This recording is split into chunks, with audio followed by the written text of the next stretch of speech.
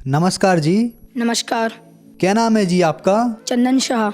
चंदन जी, आप कहाँ के रहने वाले हैं? दिल्ली सोनिया विहार। संत रामपाल जी महाराज से नाम दीक्षा आपने कब ली? 28 अगस्त 2017। चंदन जी, संत रामपाल जी महाराज की शरण में आने से पहले आप क्या भक्ति साधना करते थे? हिंदू धर्म में प्रचलित सभी देवी देवताओं की भक्ति किया करते थे। जैसे काली माँ की हम इष्ट मान के उनकी पूजा किया करते थे। और बाकी जैसे मम्मी पापा कहा करते थे कि आज बेटा रविवार है, आज जाओ आप शिव जी को जल चढ़ाए आओ, तो जाते थे। जो जो हमें कहा जाता था हम सभी भक्ति साधनाएं करते थे।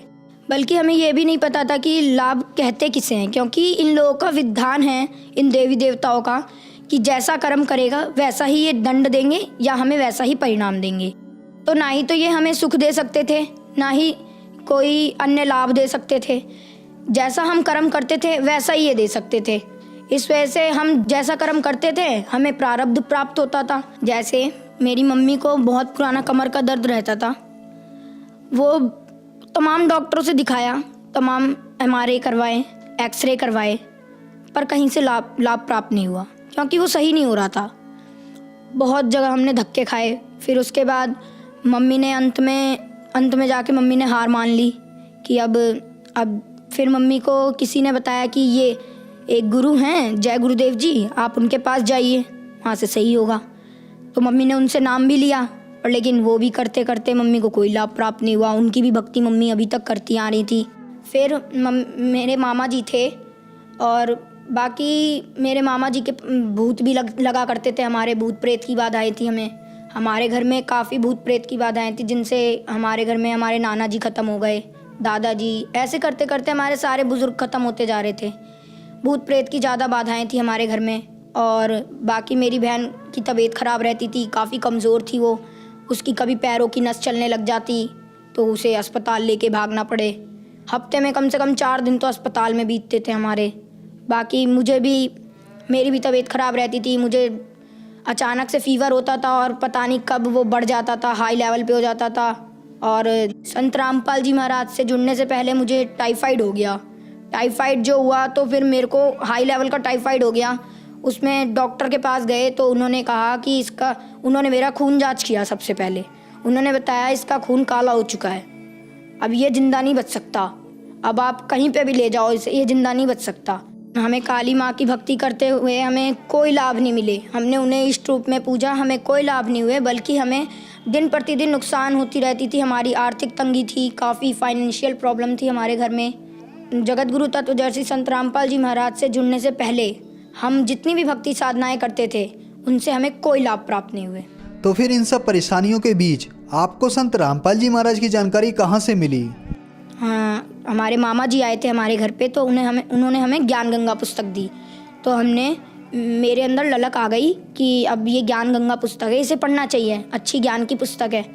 तो मामा ने कहा कि इसे ज़रूर पढ़ना। तो मैंने उसे 3 महीने में पढ़ी, और उसके बाद मैंने ज्ञान समझ के सदगुरु संत रामपाल जी महाराज के पास पहले मैंने अपनी मम्मी को भेजा कि मम्मी आप जाओ, नाम लेकर आओ, अगर आपको कुछ लाभ मिलता है तो मैं भी आपके साथ जुड़ जाऊँगा।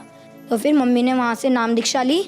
तो मम्मी आई तो मम्मी के कमर का दर्द एकदम छूमंतर हो गया, जैसे ऐसा लग रहा था कि वो दर्द था ही नहीं उनके। और फिर मैंने सोचा कि जब मम्मी के सही हो गया तो मुझे भी सही हो जाएगा। फिर मैंने मम्मी से कहा मम्मी बस आप मेरे को नाम दिला दो। मेरे रीढ़ की हड्डी में उस समय बहुत दर्द रहता था, टाइफाइड की वजह से भूख नहीं लगती थी मुझे, तो रीढ़ की हड्डी में ज़्यादा पेन रहता था मेरे। मैं बेड पे पड़ा रहता था। और फिर जिस दिन नाम लेने जाना था 28 अगस्त को 2017 में, तो मैं उस दिन 5 किलोमीटर साइकिल अकेले चला के लोनी तक गया था। आप मानेंगे नहीं, मेरी तबीयत इतनी ख़राब थी, फिर भी मैं संत रामपाल जी महाराज से मैंने कहा अगर आप भगवान हों तो आप मेरे को अपने पास सही सलामत लेकर अपने पास तक पहुंचा दो, मैं आपसे ज़रूर नाम दीक्षा लूँगा। और फिर जब मैं वहाँ तक गया मेरे कमर का दर्द बिल्कुल ख़त्म हो गया नाम लेने से पहले। तो ऐसे करके हमने वहाँ पे सदगुरु रामपाल जी महाराज से नाम दीक्षा ले ली। चंदन, हमने सुना है कि संत रामपाल जी महाराज से नाम दीक्षा लेने के बाद श्रद्धालुओं को बहुत सारे लाभ प्राप्त होते हैं, तो क्या संत रामपाल जी महाराज से नाम दीक्षा लेने के बाद आपको भी कोई लाभ प्राप्त हुए? जी हाँ सर, हमें लाभ प्राप्त हुए। हमें सबसे पहले तो आध्यात्मिक ज्ञान पता लगा। हमें ये पता लगा कि आखिर सच्ची भक्ति क्या है, उसकी विधि क्या है। शास्त्र अनुकूल भक्ति प्राप्त हुई संत रामपाल जी महाराज से। उसके बाद हमें शारीरिक सुख भी मिले, आर्थिक सुख भी मिले। जैसे कि मम्मी के कमर का दर्द सही हुआ, बहुत पुराना दर्द। मैं भी अस्पताल में ही रहता था, हफ्ते के 4 दिन हमें अस्पताल दौड़ना पड़ता था, कैसे भी किसी भी कारण, किसी को कुछ हो जाता था, किसी को कुछ हो जाता था। तो हमारे उन सब चीज़ों में फ़र्क आया। फिर हमने संत रामपाल जी महाराज से जब नाम लिया, उसके 15 दिन बाद हमारे घर में ऐसा माहौल बनने लग गया कि जैसे अब सुख ही सुख थे हमारे घर में, क्योंकि अब कलेश रहता नहीं था ज़्यादा, क्योंकि परमात्मा का ज्ञान सबको मिल गया था। इस वजह से ज़्यादा कलेश नहीं रहता था।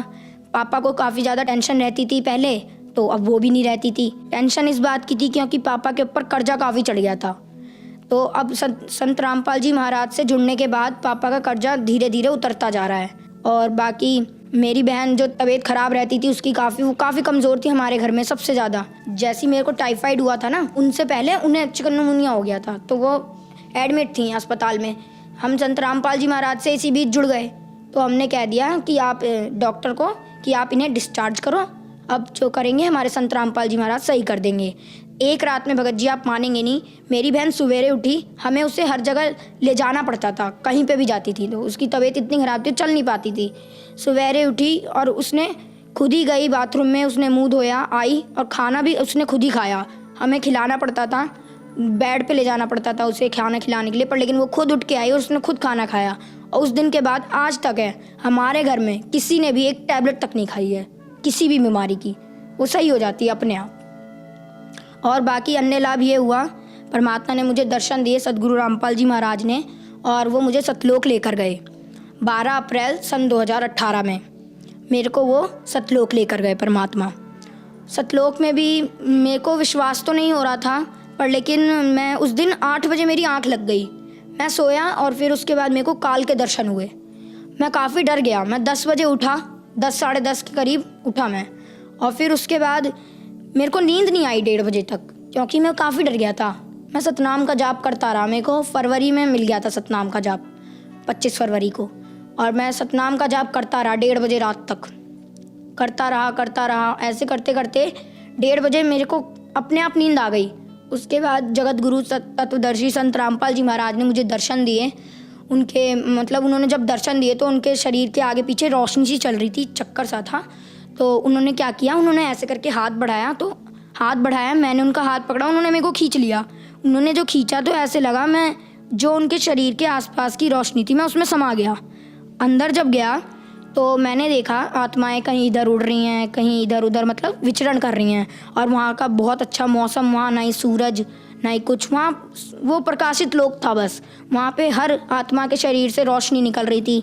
फिर मेरे को अंदाज़ा लग गया कि ये परमात्मा मेरे को सतलोक लेकर आए हैं। फिर उसके बाद संत रामपाल जी महाराज मेरे को सतलोक में मिले, और उन्होंने मेरे को जहाँ कबीर जी का आसन है वहाँ पर लेकर गए।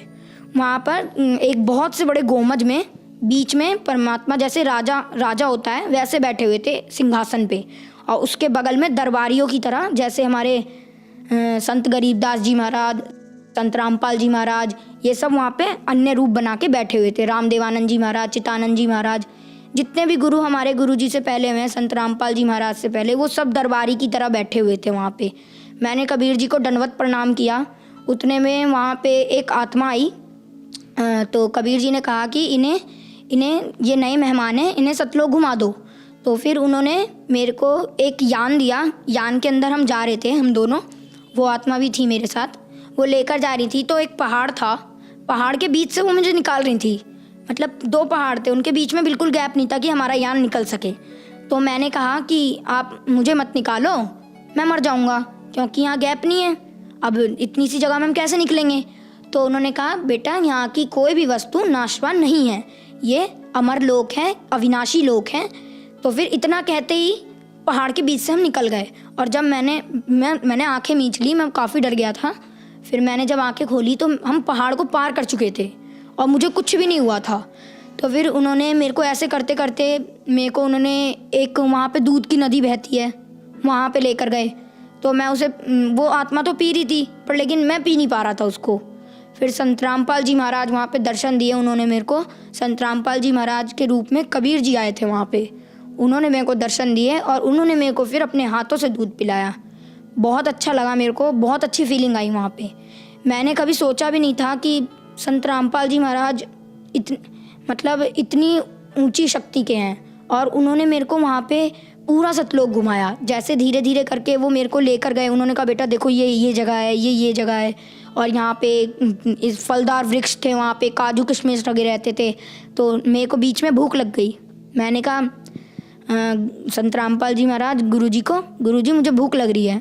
तो उन्होंने क्या किया कि उन्होंने एक हाथ यूँ किया और एक हाथ इधर किया। तो इसमें एक कटोरी आई, उसके अंदर खीर भरा हुआ था, और इधर पानी का एक गिलास आया, और मैंने उसे खा लिया। फिर मेरा पेट भी भर गया।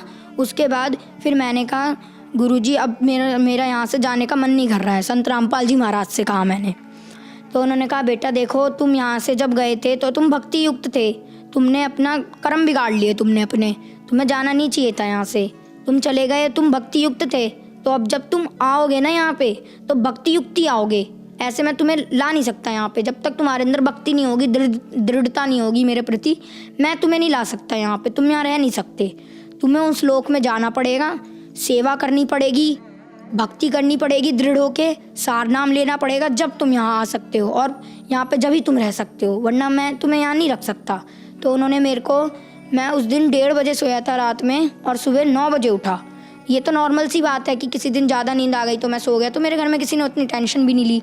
तो मैं जब आया मेरे को गुरुजी ने वहाँ छोड़ दिया कि जाओ अब तुम नीचे जाओ, भक्ति करना। मैं नीचे आया, मैंने मम्मी को ये सब बताया। तो फिर मम्मी कह रही कि ऐसा हो नहीं सकता। तो फिर मम्मी ने उसी समय, मैंने कहा मम्मी आप दंडवत करो, अगर मेरी बात सच है ना तो आपको गुरुजी दंडवत करते समय मेरी बात महसूस करा देंगे। उनको दंडवत किया मेरी मम्मी ने, संत रामपाल जी महाराज को। फिर संत रामपाल जी महाराज ने, उन्हें पता नहीं क्या उनके अंदर से फीलिंग आई कि उन्होंने कहा कि बेटा तू जो भी बोल रहा है तू सच बोल रहा है, मुझे पता लग गया अब। और फिर सतलोक गया मैं, तो मेरे अंदर दृढ़ता आ गई। फिर मैंने सोचा कि अब तो भक्ति करनी है। फिर मैंने जम के भक्ति की, और आज भी मैं भक्ति कर रहा हूँ संत रामपाल जी महाराज से जुड़ के।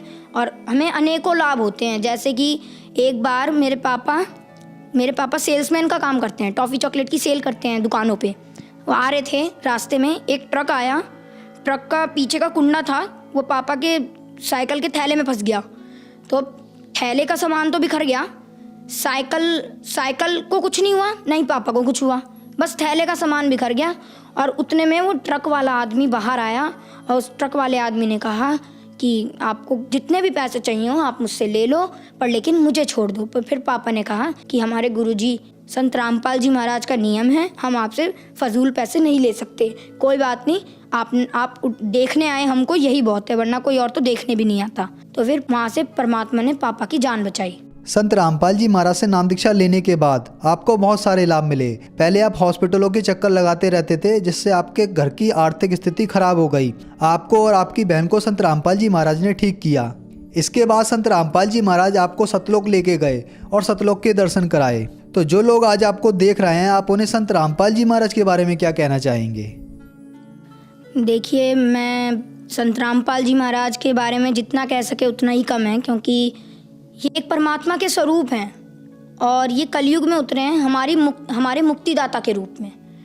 ये राइट टाइम है, आप आइए, भक्ति कीजिए और पार हो जाइए। मैं संदेश तो दे नहीं सकता, पर लेकिन मेरी रिक्वेस्ट है आप सभी से, ऑल सिटीजन से, कि आप आइए।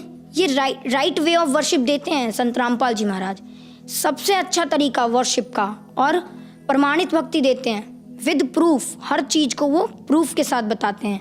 तो आप आइए, संत रामपाल जी महाराज से नाम दीक्षा लीजिए और अपना कल्याण करवाइए। चंदन, संत रामपाल जी महाराज से नाम दीक्षा कैसे ले सकते हैं? संत रामपाल जी महाराज से दीक्षा लेना काफ़ी आसान है।